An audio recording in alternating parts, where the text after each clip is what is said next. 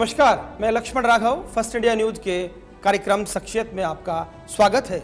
आज हमारे साथ जो शख्स हैं उसने अपनी राजनीति की शुरुआत 21 साल की उम्र में की थी। तब श्री गंगानगर के तेज तर्रार और खांटी नेता सुरेंद्र सिंह राठौड़ चुनाव लड़ रहे थे। अपनी वाकपटुता के चलते ये शख्स उनका खास हो गया। 1998 के चुनाव में भी उनके साथ साए की तरह नजर आया, लेकिन बाद में वक्त बदला और विचार भी बदले। सरपंच का चुनाव लड़ा लेकिन चुनाव हार गया। कुदड़ी के इस लाल ने हिम्मत नहीं हारी थी। गांव ढाणी के अति पिछड़े वर्ग से निकलकर आज ये राजस्थान सरकार के केस कला बोर्ड के अध्यक्ष पद पर काबिज हैं। जी हां, आज हमारे साथ हैं राजस्थान केस कला बोर्ड के अध्यक्ष महेंद्र गहलोत। महेंद्र जी, आपका बहुत बहुत स्वागत है हमारे कार्यक्रम में। धन्यवाद राघव साहब, आपका और आपके फर्स्ट इंडिया चैनल का, कि आपने इतने बड़े प्लेटफार्म पर एक गांव के छोटे से कार्यकर्ता को, एक अदने से कार्यकर्ता को और एक अति पिछड़े वर्ग के नौजवान को यहां पर अपनी बात रखने का जो अवसर प्रदान किया है, तो मैं आपका बहुत बहुत आभार और धन्यवाद ज्ञापित करता हूँ। महेंद्र जी, आप 17 साल की उम्र से ही सपना देखने लगे थे कि राजनीति में कुछ करेंगे। उस वक्त प्रोफेसर केदार चुनाव लड़ रहे थे श्रीगंगानगर से, और आप कहीं ना कहीं दरी बिछाने वाले कार्यकर्ता के तौर पर जुड़ गए थे। लेकिन ये वक्त होता है जब जो पढ़ने वाला बच्चा है, और ख़ास तौर पर तब जब उसके पिता सरकारी कर्मचारी हों, तो कोई अफसर बनने का ख्वाब बुनता है या कुछ ऐसा करना चाहता है कि उसे नौकरी मिल जाए। आप कैसे राजनीति की राह पर चल पड़े? बिल्कुल सही कहा राघव साहब आपने। मेरा जन्म स्थान बीकानेर है, लेकिन मेरे पिताजी की सरकारी नौकरी श्रीगंगानगर और हनुमानगढ़ में थी। तो मेरी शिक्षा और दीक्षा और मेरी राजनीतिक तालीम है वो श्रीगंगानगर ज़िले में हुई है। तो मैं वहाँ पर शिक्षा ग्रहण कर रहा था और एक ऐसा अवसर आया कि वहाँ के क्रांतिकारी नेता, वहाँ के खांटी नेता जिनका आपने नाम लिया, स्वर्गीय श्रीमान सुरेंद्र सिंह जी राठौड़, मेरे स्कूल में चीफ गेस्ट के रूप में पधारे। तो मैंने उनके विचार सुने तो मैं इतना प्रभावित हुआ कि मैंने भी उस दिन प्रतिज्ञा ले ली कि मैं भी राजनीति के डाल के नीचे बैठ कर के और दलित की, पिछड़े की और शोषित की, वंचित की सेवा करूं। तो मैंने उस दिन संकल्प लिया और मैंने राजनीति का रास्ता अपना लिया। तो पहला चुनाव सरपंच का, और उस चुनाव में भी हार, तो हिम्मत टूट नहीं गई थी क्या? देखिए, राजनीति में हार और जीत एक सिक्के के दो पहलू होते हैं। और 28 साल की उम्र में मैंने बीकानेर जिले की नोखा विधानसभा क्षेत्र का एक छोटा सा गांव है, ग्राम पंचायत जांगलू, मेरा पैतृक गांव, वहाँ से मैंने चुनाव लड़ा। मेरे सामने बहुत बड़े बड़े नेता थे और मैं अति पिछड़े वर्ग में एक छोटी जाति का कार्यकर्ता था। तो मैं चुनाव बेशक हार गया, लेकिन मैंने हिम्मत और हौसला नहीं हारा और मुझे भरोसा था कि एक दिन मैं इस गांव की ग्राम पंचायत का सरपंच बनूंगा और इस इलाके की सेवा करूंगा। तो फिर क्या आप चुनाव खुद जीत पाए या कोई परिजन जीता? राघव साहब, 2005 तक मैंने संघर्ष किया, मेरा संघर्ष जारी रहा। और 2005 का जैसे इलेक्शन आया तो ग्राम पंचायत की जो सीट थी वो रिजर्व हो चुकी थी, महिला के लिए आरक्षित।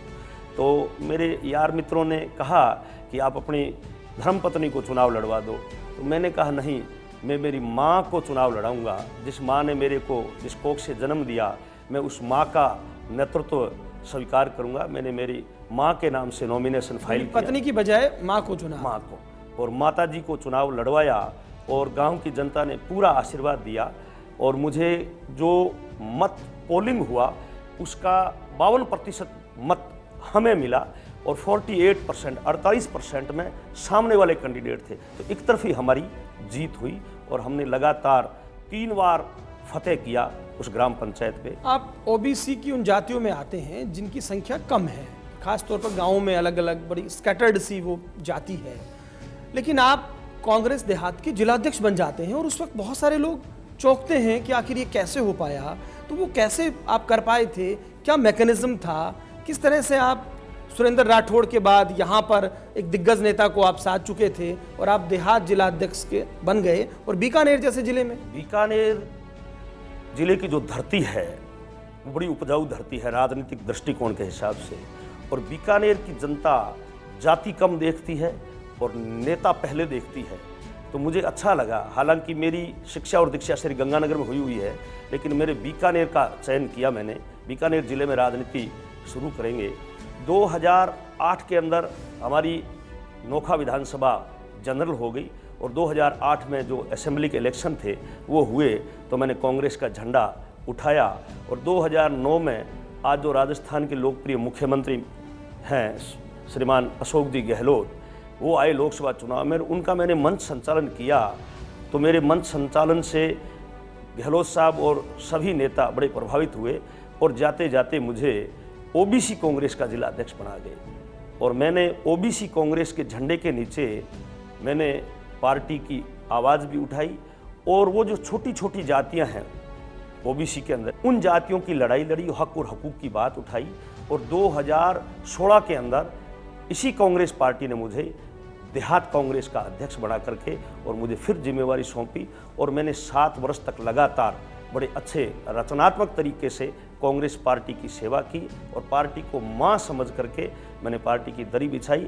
और उसकी बदौलत आज मैं राजस्थान की सरकार में और राजस्थान की राजनीति के जादूगर माने जाने वाले हमारे जननायक, हमारे मसीहा श्रीमान अशोक गहलोत जी के दरबार में राज्य मंत्री की कुर्सी पर बैठा हूं और केस कला बोर्ड के अध्यक्ष के रूप में सेवा कर रहा हूं। केस कला बोर्ड पर हम आएंगे, लेकिन देहात जिला अध्यक्ष के तौर पर जो आपके खट्टे मीठे अनुभव रहे, उस वक्त बहुत सारे विवाद थे, कुछ चर्चाएं भी हुई, कुछ तस्वीरें भी ऐसी आईं, उसके बावजूद आप लगातार उस पद पर बने रहे। कुछ बड़े नेता नाराज थे, चुनाव में भी परिणाम ऐसा नहीं कहा जा सकता कि बीकानेर में सब कुछ अनुकूल हुआ हो। तो वो जो अनुभव रहा, उस अनुभव ने क्या सिखाया आपको? देखिए राघव साहब, हर आदमी माँ के पेट से जब जन्म लेता है तो दुनिया ही सिखाती है। मैं तो एक गांव का आदमी था और सरपंच स्तर की राजनीति की इच्छा थी, लेकिन तकदीर में कुछ और लिखा हुआ था और मेरी शक्ति और भक्ति पर मुझे पूरा भरोसा था, मेरी पार्टी पर, मेरे नेताओं पर बड़ा भरोसा था। और उन्होंने मुझे जब 11 फरवरी 2016 को जिला अध्यक्ष की कुर्सी पर बिठा कर जो भरोसा किया, तो मैंने पार्टी को मेरी मां समझ करके पार्टी की सेवा की। और आप सही फरमा रहे हो कि पार्टी बड़ी पार्टी है, बड़ा समुंदर है, खींचातान भी होती है, मनभेद भी होते हैं, लेकिन मैंने मेरी पार्टी के प्रति, मेरे नेताओं के प्रति समर्पित भावना से काम किया और सब नेताओं के सहयोग से ही आज मैं इस मुकाम पर पर पहुंचा। कहते हैं उस वक्त कुछ नेता तो मतलब जयपुर दिल्ली तक चक्कर लगा रहे थे, आपसे खुश नहीं थे, चाहते थे कि बीच में कुछ बदलाव हो, तो वो भी एक दौर आया। बिल्कुल, मैं तो यहीं था, आप भी यहीं हो, मैं भी यहीं हूँ। और आपने देखा होगा कि मैं तो बीकानेर छोड़ के कहीं गया ही नहीं, मैं तो मेरे काम में व्यस्त था, मैं तो मेरी पार्टी की सेवा में मस्त था। अच्छा, ये कलाकारी कहिएगा, ये कहाँ से लाते हैं आप? वो गोविंद मेघवाल जब आप देहात जिला अध्यक्ष थे तो आप उनको देखे नहीं सुहाते थे। अब आजकल हम देखते हैं कि आप गोविंद मेघवाल के साथ मंच पर भी नजर आते हैं और इधर दूसरे जो किसान नेता हैं रामेश्वर डूडी, उनके साथ भी ठीक ठाक है।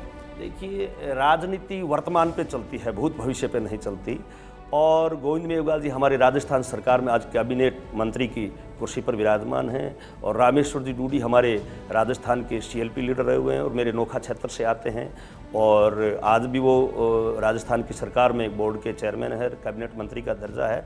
तो मेरे सब लोगों के साथ संबंध है और मैं भी यही चाहता हूँ कि सब लोगों से अनुभव प्राप्त करें और सब लोगों के साथ रह करके पार्टी को भी मजबूत करें, जनता की सेवा करें। और अगर कहीं कोई छोटी मोटी बात हो गई होगी तो वो सब मेरे बड़े भाई के समान हैं, मैं उनसे सबसे छोटा हूं, तो छोटी मोटी बात हो गई है तो वो भी इस बात को नज़रअंदाज कर देते हैं और मैं भी नज़रअंदाज करके हम आगे बढ़ो की नीति से, जो हमारे मुख्यमंत्री जी कहते हैं भूलो और माफ़ करो, आगे बढ़ो की नीति से हम प्रदेश की सरकार में काम कर रहे हैं, प्रदेश में काम कर रहे हैं। अच्छा, आपने कहा कि आप ओबीसी कांग्रेस के अध्यक्ष पहले बने, उसके बाद जो है सफ़र और शुरू हुआ, देहात अध्यक्ष से यहाँ तक पहुँचे हैं।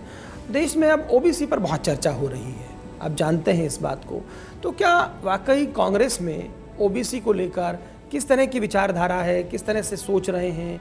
क्योंकि आपने देखा होगा यहाँ एक कार्यक्रम में गोविंद सिंह डोटासरा जब खट्टर पर बोले तो उसका बात का बतंगड़ बना, भाजपा ने एक प्रेस कॉन्फ्रेंस कर दी। तो महेंद्र गहलोत क्या सोचता है कि कांग्रेस में ओबीसी को लेकर किस तरह से बात होती है, क्या सोच है?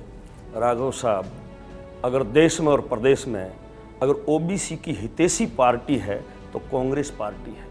भारतीय जनता पार्टी सिर्फ बरगलाने का काम करती है। भारतीय जनता पार्टी ओबीसी की हितैषी ना पहले थी, ना अब है और ना आगे रहेगी। और मैं जो आपके सामने बैठा हूँ, मैं भी ओबीसी की अति पिछड़े वर्ग की छोटी जाति का आदमी हूँ। मैं बीकानेर की राजनीति में ओबीसी कांग्रेस का जिलाध्यक्ष कांग्रेस पार्टी ने मुझे बनाया और बीकानेर देहात कांग्रेस का जिला अध्यक्ष जिस कुर्सी पे किसी ज़माने में चौधरी भौमराज आर्य बैठा करते थे, किसी ज़माने में श्रीमती कांता खतूरिया बैठा करती थी, उस कुर्सी पर एक छोटी जाति के, ओबीसी की छोटी जाति के नाई के बेटे को कांग्रेस पार्टी ने जिला अध्यक्ष की कुर्सी पर बिठाया और आज तक 7.5 सालों से पार्टी के अध्यक्ष के रूप में काम कर रहा हूँ। ये जो बोर्ड बने हैं, आपको जो जिम्मेदारी दी गई हैं, तो ये केवल गाड़ी घोड़ों के लिए, कार्यालय के लिए है या वाकई आप लोग कुछ जनता के लिए, अपने समाज के लिए, जिसका आपको अध्यक्ष बनाया है, जिस बोर्ड का अध्यक्ष बनाया है, उसके लिए कुछ कर पा रहे हैं या केवल पोस्टमैन की भूमिका में ही है? देखिए राघव साहब, आज से 16 महीने पहले केश कला बोर्ड का अध्यक्ष बनाया गया और 15 महीने पहले राज्य मंत्री का दर्जा दिया और गाड़ी घोड़े हमें मिल गए। इन 15 महीनों में हम लोग बैठे नहीं हैं। हम लोगों को जिम्मेवारी दी गई कि आप जाओ, जनता के बीच में जाओ, अपने समाज के बीच में जाओ और उनके सुझाव लेकर के और अपने बोर्ड के माध्यम से, अपनी कैबिनेट से एग्जामिनेशन करवा के और राजस्थान की सरकार को भेजो। तो मैंने 18 जिलों में, 7 संभागों में और करीबन 80 विधानसभाओं में जाकर के और समाज के लोगों से, उन हुनरमंद कारीगरों से, जो हाथ से काम करने वाले लोग हैं, जो हुनरमंद लोग हैं, जो सुबह से लेकर शाम तक कुआं खोद के पानी पीने वाले लोग हैं, मेहनतकश लोग हैं, उन लोगों से, अंतिम छोर पर खड़े रहने वाले नौजवान से सुझाव लेकर के और सरकार को भेजे हैं और सरकार ने उस पर इम्प्लीमेंट भी किया है। और आज आपको मैं बड़े गर्व के साथ कहना चाहूँगा, बड़े विश्वास के साथ, कि आज आप देखिए बीकानेर संभाग मुख्यालय पर, बीकानेर जिला मुख्यालय पर सैन समाज को केश कला बोर्ड की आवाज़ के अनुरूप केश कला बोर्ड ने अपने प्रोसीडिंग में जो भी प्रस्ताव भेजा, उनकी मांग के अनुसार बीकानेर में एक बहुत बड़ा हमारी सरकार ने काम किया है। सैन समाज को देश की आज़ादी के बाद पहली बार छात्रावास की भूमि आवंटन की है और बीकानेर ही नहीं, कोटा में 2 हॉस्टलों की, 2 छात्रावासों की, सैन समाज को 2 छात्रावास की ज़मीन अलॉट कर चुकी है हमारी सरकार। सिरोही के अंदर आज से 3 महीने पहले मैं खुद नींव रख के आया था, सिरोही में भी सैन समाज को छात्रावास की भूमि हमारी सरकार ने अलॉट की है और राजसमंद जिले में नाथद्वारा में भी सरकार ने छात्रावास की भूमि सैन समाज को दी है। तो राजस्थान के अंदर 4 जिलों में तो सैन समाज को छात्रावास की भूमि मिल चुकी है और बाकी 2-3 जिलों की अंडर प्रोसेस फाइलें चल रही है। और बाकी मैं जहाँ जहाँ भी जाता हूँ तो समाज के लोगों से कहता हूँ कि आप रजिस्ट्रेशन करवाइए संस्था का और मुख्यमंत्री जी को लिख के दीजिए। और मैंने आज से साल भर पहले मुख्यमंत्री जी से जब निवेदन किया कि राजस्थान के सभी जिला मुख्यालयों पर सैन समाज है, वो राजनीति के क्षेत्र में भी पिछड़ा हुआ है, आर्थिक रूप से भी कमज़ोर है और शिक्षा के क्षेत्र में भी पिछड़ा हुआ है, तो हम चाहते हैं कि शिक्षा के क्षेत्र में आगे बढ़ने के लिए छात्रावास की अति आवश्यकता है। तो मुख्यमंत्री जी ने तुरंत आदेश कर दिए तमाम जिला कलेक्टरों को। कितने जिलों में ये सब हो पा रहा है? 4 जिलों में तो जमीन अलॉट हो गई, 4 जिलों में तो जमीन अलॉट हो गई, जमीन के कब्जे मिल गए, पोजीशन मिल गए, रजिस्ट्रियाँ हो गई, पट्टे मिल गए। और बाकी भीलवाड़ा और सवाई माधोपुर की फाइल अंडर प्रोसेस है और गंगानगर और हनुमानगढ़ और सिक्कर और चूरू, इनकी फाइलों के प्रस्ताव जिला कलेक्टरों के माध्यम से अब पहुंच रहे हैं। राजनीतिक दृष्टिकोण से प्रतिनिधित्व की जब बात आती है तो संभवतः कांग्रेस ने उतना नहीं दिया जितना भाजपा ने दिया, ये आपके समाज के लोग गाहे बगाहे चर्चा करते हैं। तो क्या समाज इस बात से संतुष्ट है कि कांग्रेस मौका दे रही है? मैं आपको बताऊं, राज्यसभा के अंदर भंवरलाल जी पंवार को 2 बार हमारी कांग्रेस पार्टी ने पहुंचाया और उन्होंने 4 प्रधानमंत्रियों के साथ में काम किया। राजीव गांधी जी के साथ में काम किया, विश्वनाथ प्रताप सिंह के साथ काम किया, चंद्रशेखर के साथ काम किया और पीवी नरसिम्हा राव साहब के साथ काम किया। और उसके बाद में अब हमारी सरकार जैसे ही 2018 में बनी तो हमने जैसे ही प्रस्ताव रखा तो देश की आज़ादी के बाद पहली बार तुरंत मुख्यमंत्री जी ने केश कला बोर्ड का गठन करके कांग्रेस के शासनकाल में और मेरे जैसे नौजवान को केश कला बोर्ड के अध्यक्ष बना करके और जिम्मेवारी सौंपी है। मैं पूरे प्रदेश में घूम रहा हूँ, समाज को जगा रहा हूँ, समाज को राजस्थान सरकार की तमाम योजनाओं से अवगत करवा रहा हूँ और समाज के जितने भी सुझाव है वो सरकार की योजनाओं पर भी आएंगे। लेकिन यहाँ पर हम लेते हैं एक छोटा सा ब्रेक और उसके बाद भी जारी रहेगी चर्चा केश कला बोर्ड के अध्यक्ष महेंद्र गहलोत से।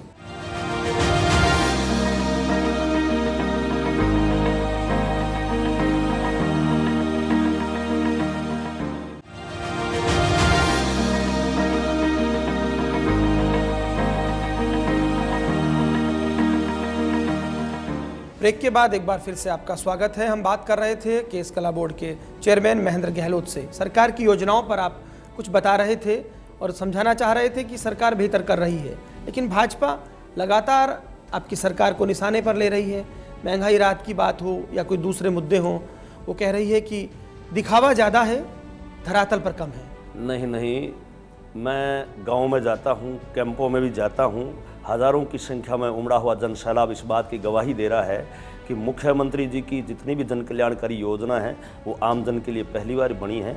और हमारी सरकार की जो योजना है, ऐसी योजनाएं राघव साहब देश में क्या पूरी दुनिया में भी नहीं है। तो सरकार की योजना से आम आदमी खुश है। भारतीय जनता पार्टी के पास सिर्फ आरोप और प्रत्यारोप के अलावा कोई उनके पास मुद्दा है नहीं। और भारतीय जनता पार्टी तो गांव में तो कहीं दिख ही नहीं रही है। और जब 2023 का चुनाव आएगा तो आप देखना, कांग्रेस की सरकार रिपीट होगी और अशोक गहलोत जी के नेतृत्व में अच्छा बहुमत हासिल करेगी। अभी तक ये हो नहीं पाया, मिथक जो है क्या टूट पाएगा, ऐसा क्यों लगता है? अब की बारी परिवर्तन होगा। जनता ने सोच लिया है। ओपीएस जैसी पेंशन कर्मचारी अधिकारी जिनको बुढ़ापे के अंदर एक जवान बेटा देने का काम किया है, तो अब की बारी निश्चित रूप से एक इतिहास नया बनेगा और आने वाले समय में याद रखा जाएगा। अच्छा, एक चीज़ और है, योजनाओं पर हम और बात करेंगे। जब आप केस कला बोर्ड की बात करते हैं और आप जब समाज की बात करते हैं, लेकिन ये जो क्षेत्र है बड़ा असंगठित सा क्षेत्र है, तो क्या इस क्षेत्र में जो दूसरे लोग भी काम कर रहे हैं उनको लेकर कोई मन में बात आती है क्या? किस तरह से इस क्षेत्र में और इस तरह की चीज़ें हों ताकि ये संगठित क्षेत्र के तौर पर मजबूती से आगे बढ़े, ऐसा कुछ भी विचार आता है? या कहीं ना कहीं हर जो बोर्ड बन रहा है वो पर्टिकुलर जाति के साथ चस्पा होता चला जाता है? नहीं नहीं, जाति बोर्ड तो उन जो छोटी जातियां हैं जो राजनीति के अंदर जुड़ी हुई नहीं हैं, तो सरकार की मंशा रहती है कि उनमें हमारे जैसे नौजवान को जिम्मेवारी दे करके और उन जातियों में भेजे, उन समाजों में भेजे, ताकि राजनीति की बात भी करे और जागृति की बात भी करे और उन समाज को जगाए और सरकारों की योजनाओं से अवगत करवाएं माहौल से। आप वाकपटु है, ये बात सही है कि जाति राजनीति से जाति नहीं है, लेकिन क्या ये जो बोर्ड हैं इनका मकसद केवल वोट लेना ही होता है क्या, या वास्तव में कुछ चीज़ें बदलती हैं क्या ग्राउंड पर? नहीं नहीं नहीं, मैं कह रहा हूँ सरकार किसी एक जाति के लिए काम नहीं करती। सरकार के लिए 36 कौम एक बराबर है, लेकिन जो वंचित समाज है, जो पिछड़ा हुआ समाज है, जो समय के साथ चल नहीं पा रहा है, तो सरकार की मंशा रहती है कि उसको ऊपर उठाएं। ऊपर राम और नीचे राज। इस धरती पर राज वो राम के बराबर है। तो सरकार की मंशा रहती है कि कोई भी कमज़ोर तबका है तो उसको बराबर लाएं, उसको बराबर अधिकार दें और उसको मजबूत करें। ओबीसी में जो जातियां हैं, बहुत सारी जातियां हैं, तो उसमें भी अलग अलग आपने देखेंगे बहुत सारे राज्यों से डिमांड आ रही है। तो क्या आपकी जो जाति है, ओबीसी में जिस तरह का प्रतिनिधित्व आपकी जाति को मिल रहा है इस सरकार से, उससे संतुष्ट हैं? कैसे आप देख रहे हैं इस चीज़ को? बिल्कुल आपने सही प्रश्न किया राघव साहब। भाई, हमारे समाज के नौजवानों में इतना जोश है कि लोग बाग, मैं गांव में जाता हूं तो लोग इस बात से संतुष्ट है पूरे कि राजस्थान की सरकार में राज्य मंत्री की कुर्सी पे महेंद्र गहलोत बैठा है। आज भी राजस्थान के एक ज़िले का कलेक्टर पुखराज सैन हमारे समाज से हैं, वो जिला कलेक्टर की कुर्सी पे बैठे हैं। आज भी राजस्थान के जालोर ज़िले में पुलिस अधीक्षक की कुर्सी पर हमारे समाज की बेटी मोनिका सैन बैठी है। तो समाज की पूरी मतलब सरकार के अंदर पूरा हस्तक्षेप है और सरकार ने समाज को पूरा प्रतिनिधित्व दे रखा है ब्यूरोक्रेसी में, शासन में, प्रशासन में। तो कोई किसी प्रकार की कमी नहीं है। एक बेटी है, एक कलेक्टर है, इन सब चीज़ों से उस तमाम जो वर्ग है उसका कैसे उद्धार होता है? ये कैसे, मतलब मैं समझना चाहता हूँ। देखिए, जो जिस कुर्सी पे बैठता है, जो जिम्मेवारी के साथ बैठता है, तो वो एक जाति का बन के नहीं रहता, वो 36 कौम की सेवा करता है। लेकिन समाज को भी उम्मीद रहती है कि हमारे समाज का भी कोई राज में है कि नहीं है। मैं जैसे राजनीति करता हूँ, मेरे गांव से मैंने राजनीति शुरू की, तो मेरे गांव में तो हमारा एक ही घर है, लेकिन गांव के लोगों ने मुझे वोट दिया, मुझे सरपंच बनाया, मेरे माताजी को सरपंच बनाया और उसके बाद लगातार हम जीतते रहे। लेकिन मेरे समाज के दूसरे गांव में भी जो घर हैं उनको भी उम्मीद थी कि हमारा महेंद्र गहलोत आगे बढ़े। आज मैं राजस्थान की सरकार में, राजस्थान के राज्य में केस कला बोर्ड के अध्यक्ष की कुर्सी पर बैठा हूँ। मैं बेशक बीकानेर में जाया जन्मा हूँ, लेकिन झालावाड़ का जो सैन समाज का आदमी है वो भी खुश है, वो भी उम्मीद पाले हुए बैठा है कि हमारे समाज का है, कहीं ना कहीं हमारे काम आएगा। आप केस कला बोर्ड के अध्यक्ष के नाते बता रहे हैं कि 80 विधानसभा क्षेत्र में आप गए हैं, तो इस दौरे में, इस विजिट में क्या निकल कर आता है? किस तरह की स्थितियां हैं? कोई ऐसा वाकया जो आपको लगता है कि ये अगर आप नहीं जाते तो आप सामने नहीं आ पाता? कोई ऐसा काम जो इस विजिट के दौरान आप कर पाए या समझ पाए? पार्टी संगठन को मजबूत बनाने के इतर? मैंने 80 विधानसभा में जहाँ पे दौरे किए, वहाँ पर मैंने नंबर्स टोटली मैंने देखा और मैंने पाया कि राजस्थान की 200 विधानसभाओं में 150 विधानसभाएं ऐसी है जहाँ पे छोटी छोटी जातियों का वोट बैंक काफ़ी है, 50,000 60,000 के करीबन वोट बैंक है। तो मैं ये चाहता हूँ कि उन छोटी छोटी जातियों में जाकर के और उनको हकीकत से अवगत करवाएं, और हकीकत से अवगत करवाएंगे तो वो जो समाज है, वो जो जातियां हैं, वो बिल्कुल निश्चित तौर से हमारी सरकार के साथ जुड़ेगी, हमारी संगठन की तरफ जुड़ेगी, जिससे हमारा संगठन मजबूत होगा, हमारी सरकार मजबूत होगी। महंगाई राहत कैंप किस तरह से आप जब जा रहे हैं 80 विधानसभा क्षेत्र में, कुछ तो ऐसा समय भी आया होगा जब इन महंगाई राहत कैंपों के दौरान आप उन विधानसभा क्षेत्रों में गए होंगे। महंगाई राहत कैंप में मुझे राजस्थान के सरकार ने, राजस्थान के लोकप्रिय मुख्यमंत्री महोदय आदरणीय अशोक गहलोत साहब ने और प्रदेश कांग्रेस कमेटी के अध्यक्ष गोविंद सिंह जी डोटासरा ने मुझे सीकर जिले का प्रभारी नियुक्त कर रखा है। तो सीकर जिला आज राजस्थान के अंदर रजिस्ट्रेशन के मामले में और बेनिफिट्स के मामले में 1 नंबर पे चल रहा है। सबसे ज़्यादा रजिस्ट्रेशन, सबसे ज़्यादा गारंटी कार्ड वितरण हमारे सीकर जिले में हुए हैं। और लोगों को पहले पता नहीं था कि राजस्थान सरकार की कौन सी योजना है और केंद्र सरकार की कौन सी योजना है। हम सब लोग जनता के बीच में जाते हैं, कैंप लगते हैं, सभी विभाग के समस्त अधिकारियों को गांव की चौपाल में बिठाते हैं और लोगों को, हमारे कार्यकर्ताओं के द्वारा उनको समझा करके और सभी योजनाओं का रजिस्ट्रेशन करवाते हैं, उनको गारंटी कार्ड देते हैं। तो वो सब लोग मानते हैं कि हमारी असली अगर सरकार है, हमारी ध्यान रखने वाली सरकार है, हमारे अगर असली जन सेवक है तो अशोक गहलोत जी हैं और कांग्रेस पार्टी है। इसलिए तो खैर जनता जब वोट करेगी तब शायद अपन आकलन कर पाएंगे कि कैसा आ रहा है। लेकिन महेंद्र गहलोत अब यहाँ से कहाँ, आगे का सफ़र क्या मन में है? विधायक बनने का तो चाहत होती है, क्योंकि जो भी राजनीति में आते हैं मुझे लगता है एक सपना तो होता ही है। आप भी कोई ऐसा सपना देख रहे हैं? देखिए, मैं संगठन का आदमी हूँ राघव साहब, और मैंने दरी बिछा करके राजनीति शुरू की है। और आज मैं जिस मुकाम पे आया हूँ और आपके सामने बैठा हूँ, तो मैं संगठन की बदौलत ही आया हूँ।